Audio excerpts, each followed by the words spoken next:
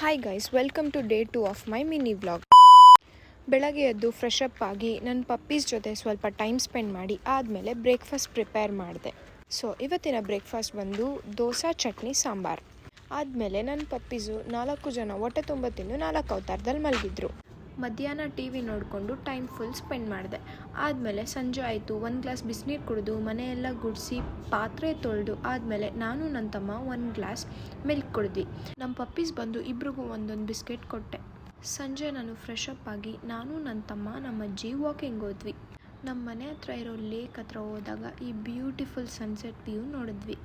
ನಾವು ಕೆರೆಯಲ್ಲಿ ಹಾವು ನೋಡಿದ್ವಿ. ಹಾವು ನಮ್ಮನ್ನು ನೋಡಿದ್ದೆ ಓಡೋಯ್ತು.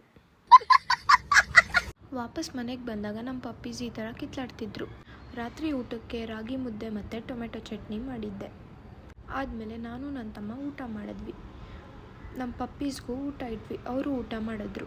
ಊಟ ಆದಮೇಲೆ ವಾಕಿಂಗ್ ಹೋಗಿ ವಾಪಸ್ ಮನೆಗೆ ಬಂದ್ವಿ. ನನ್ನ ಜರ್ನಿಯ ಸೆಲ್ಫ್ ಮೋಟಿವೇಶನ್ ಬಂದು small steps leads to a big success. Thanks for watching.